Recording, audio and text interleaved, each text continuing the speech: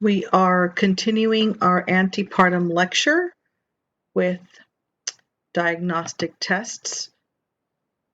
So there is a list here for you. We can do a vaginal ultrasound as early as 5 weeks, and this vaginal ultrasound is done to confirm pregnancy and gestational age. Another diagnostic test that could be done, remember we talked about the maternal serum AFP, and if those markers are low, then it could say maybe 1 in 50, and it can mean that the baby is might have some challenges, Down syndrome, maybe neurotube defect. They're just you have markers 1 to 50. So there are things that the patient, mom, or pregnant patient can do to get more specific diagnostic testing to find out about chromosomes. So another test that she can get done is a CVS. Normally not routinely covered by insurance. It's about a couple $100. Not routinely done. And how it's done is through a small specimen tissue from the fetal portion of the placenta. Okay, it is for genetics or chromosomal abnormalities, or maybe a patient that is over the age of 35. Okay, CVS sampling does determine fetal karyotyping, sickle cell anemia, PKU, Down syndrome, and Duchenne's muscular dystrophy. So it does say a lot about this fetus, and it calms mom a bit because it could be very anxious. Okay, there could be lots of anxiety with mom if she finds out that, for example, she has an AFP and the markers are 1 in 50. That's really low numbers, that something could be wrong with her baby. So there are diagnostic tests that she could do. Now going back to our list here, so this is CVS. The results are ready in about a week. And usually, of course, CVS is probably not the first one that the patients will go to because it's the one that's not covered by the insurance, unless it's a well worth spent couple $100 if the patient is able to pay for it. Again, let me give you a page number in your Pilotary book, page 164. Then we're going to talk about amniocentesis. We have a picture, the amniocentesis. It is also done, and we have to have an ultrasound, and then of course you have the needle to take some amniotic fluid. And amniocentesis, the results, this is covered by insurance, and the results is about 10 days to 2 weeks. Also in Pilotary, you can find information where it talks about amniocentesis on page 194. It is done between 15 and 18 weeks, and it's to determine genetic disorder. Also done more than 30 weeks gestation to assess the Ellis ratio. Ellis ratio determines fetal lung maturity. So it's usually a 2-to-1, and it determines fetal lung maturity. LS, just like it says, L is lecithin, and I'll spell it out for you, lecithin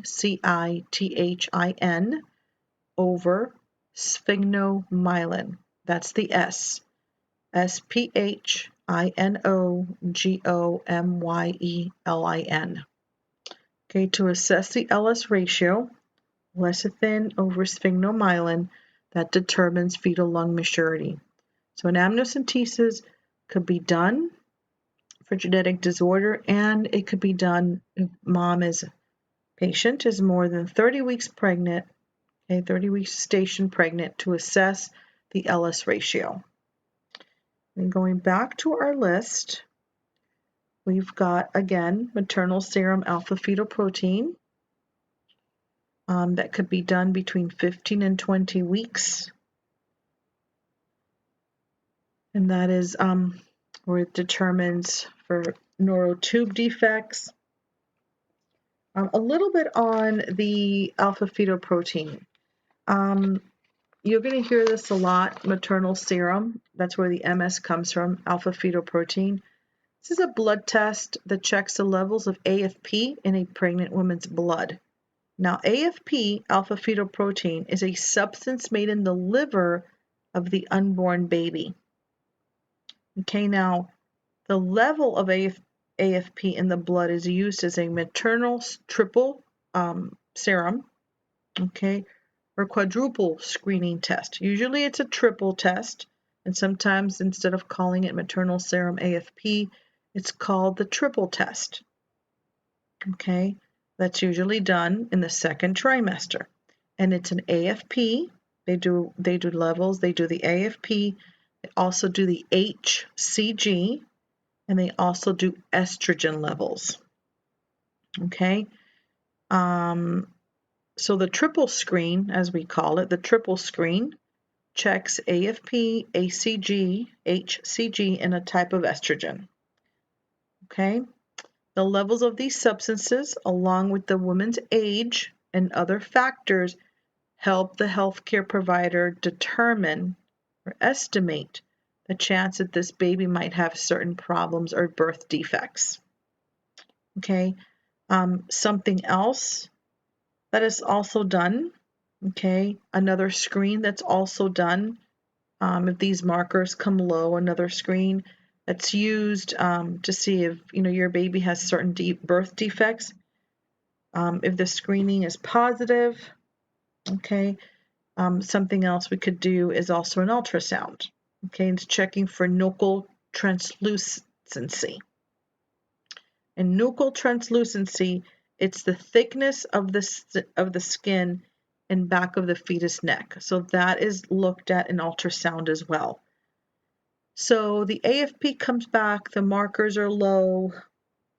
They can do, and sometimes the AFP is done with this triple screen, okay, of the AFP, and they look at all these levels together, and they're going to determine, that this baby is more, is more likely to have birth defect. You might want to have some diagnostics to make sure, and then of course followed with the AFP come, as we said before, the amniocentesis, because it's going to look at the chromosomes. Then we're going to do CVS sampling. That also could get done, and it's going to look more into chromosomes as well. Okay.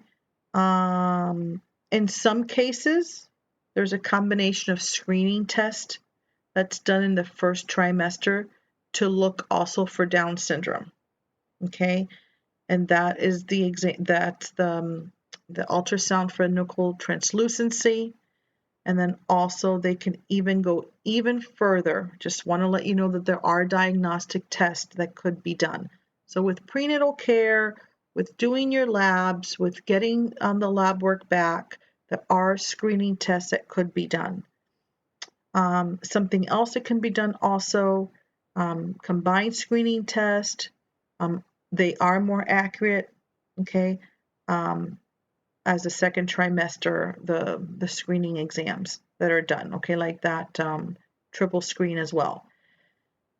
The other ones that are done are, they could do a beta HCG, and I want to let you know, because if you hear these terms, I want to let you know what they are. Okay, so more testing done. Okay, so in some cases, there's a combination of screening tests that are done in the first trimester to look for Down syndrome. This is where I told you they have the ultrasound measurement of the thickness of the skin at the back of the fetus neck. Plus, they can also do a blood test of the levels of the pregnancy hormone HCG. And also they can get done a protein that's called, actually you'll hear the PAPA, okay? And it's pregnancy associated plasma protein, okay, A. Okay, so next one that could get done, we can also do a beta HCG levels and also the PAPA, which is a pregnancy-associated plasma protein A.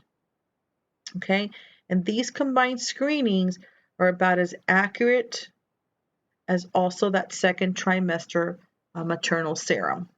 Okay, so this can be done in the first trimester when they do the ultrasound, and we can do the beta HCG and the PAPA, and then in the second trimester, that's when you're going to have your maternal serum AFP. Okay, and usually it's going to be that triple screen with AFP, HCG, and estrogen. Okay, so just a little bit on what that maternal serum alpha fetoprotein is, and again, the alpha fetoprotein, that maternal serum test can help find an omphalocele, okay, which is the congenital problem which some of the babies' intestines stick out through the belly wall, through the abdomen, okay, and also the chromosomal problems, Down syndrome. We also have trisomy 21, trisomy 18, so very specific to chromosomes. Okay, but then again, we talked about if those levels are off, then we talked about doing an amniocentesis for chromosomes, and we talked about doing a CVS for chromosomes as well. Then you can also do further testing, and that's your percutaneous umbilical blood sampling. That is done, and some pictures there. Okay, again, this one's not routinely done, but if you get those markers like that, the anxiety level of the parents, of the mom is very high. So you can, be more specific. This one's also not routinely done, but it allows for more rapid karyotyping, and you can see the karyotyping. You can see right here with the chromosomes. Okay, so you specifically, you're just testing and looking to have more specific results. Okay, again, not routinely done, and it's done, if it's going to be done, it's done after 17 weeks gestation. The next exam that we have on our list is the biophysical profile, and this is usually done third trimester, and that's to predict fetal well-being. Again, your percutaneous umbilical blood sampling readings in your book are in Pilitary, page 165, and biophysical profile readings are in Pilitary, page 196. And the BPP, the biophysical profiles predicting fetal well-being, it's done by an ultrasound. So they're going to do, and also a non-stress test. Okay, so each has a potential for a 2 score, and there are 5 things that we are looking at, and each have potential of a score of 2. So a score of 8 to 10 is right where we want it to be, and that is predicting fetal well-being. It's looking at fetal breathing movement. It's looking at fetal movement. It's looking at fetal tone, which is the extension and the flexion of the extremities. It is also measuring amniotic fluid volume, which the normal should be between 5 and 25 centimeters. And then it ends with a reactive non-stress test, which is what you want. 2 points for a reactive non-stress test. We're going to talk about non-stress tests in a minute. Okay, so it has a potential for a score of 2 each. Fetal breathing movement, fetal tone, amniotic fluid volume, and a reactive non-stress test, which is fetal heart rate with activity, okay, with fetal movement. And that is for fetal well-being, okay? It's predicting fetal well-being. So that's your biophysical profile. And we have our non-stress test, and you hear a lot about non-stress test, okay? Anytime that mom, patient doesn't feel the baby move, we can bring her into triage to get a non-stress test, okay? It is looking at babies, how they don't stress in utero. So again, for fetal well-being, we want to make sure babies are not stressing out in utero. So it's for fetal heart rate. We're looking at fetal heart rate and fetal movement. Okay, this is how babies move in utero, but they're not stressing. Okay, we have a picture so that you can better understand what we're looking at. Okay, so here's your patient. So here's your patient, and of course she's not laying flat on her back because of that vena cava syndrome. So her head of bed is elevated. Okay, here's your toco. Okay, so here's your the device. Okay, that's going to measure. That is going to measure. Okay, this is called an external fetal monitor. Okay, an external fetal monitor. Here are your two transducers. Let me make sure that you could see this. Here are your two transducers. Okay, usually the top is going to sense the uterine contractions or movement. As a baby moves, it can sense it. Okay, and this one over here is the second one. Okay, and this is a transducer that's sensing fetal heartbeat. So probably this baby, as mom is laying, probably this baby is laying on the left side, okay, or on the right side. Okay, right now I'm thinking that head is down. Okay, and baby is just in like this picture here. Okay, but baby is head down, and it's probably on the right side. So probably the spine is here. Okay, and this is where you can hear the fetal heartbeat. And that's why this transducer is here, because this transducer is sensing fetal heart rate. Now, this is a strip. This is what we call an external fetal monitor strip. And you'll hear me saying this again. Okay, the top is going to be the heart rate, and the bottom is going to be the uterine contractions. Okay, the bottom. So of course she's not contracting, so we're not gonna have those big hills up here, but there is some movement, okay, a little bit because the baby's moving. So of course it's gonna detect, it's gonna sense some contractions, gonna sense some abdominal movement. Okay, so the bottom is going to be for uterus, okay, for the contractions, for the movement, okay, the uterine muscle, and the top is going to be for heart rate. The heart rate is going to be 0 to 220. Okay, and the uterine contractions, okay, the uterine movement is going to be 0 to 100. Now, this is a strip, so how we do a non-stress test is a strip is 2 20-minute intervals. So we're going to monitor mom, okay, patient. I don't know why this can insist on going forward. I'm so sorry. We're going to have a strip. We're going to do 2 20-minute intervals. So for the first 20 minutes, mom is given a little clicker over here, and she's going to click, okay, on the clicker every time the baby moves. And this is how these dark lines, you could see these dark lines across. That's every time the baby moves, she goes and she presses on there. And that is good because babies move in utero. Before she comes in and we start, we want to make sure that she's eaten. And if not, we can give her some crackers. We can give her some juice. We can give her some water to get this baby awake. So when we start the test, we're going to run this test for 20 minutes. We're going to run the strip for 20 minutes. She's going to press on the clicker every time she feels the baby move.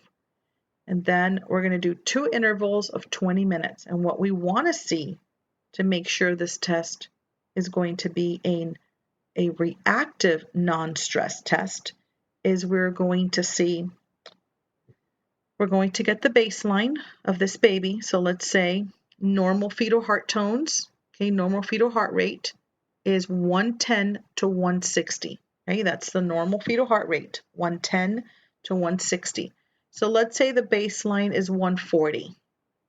Okay, we want to make sure that the baby is 2 or more accelerations. So every time this baby moves, we're going to make sure that 2 or more accelerations, increase in heartbeat, okay, accelerations of 15 beats per minute, and it's going to stay there and it's going to last for 15 seconds. So let's say the baseline is at 140. We want to make sure that in 2 or more of these, this 20-minute interval, You have 2 or more accelerations, okay, that are going to be of 15 beats per minute higher than the baseline. So we want to see at least 155, and it's going to stay there for about 15 seconds.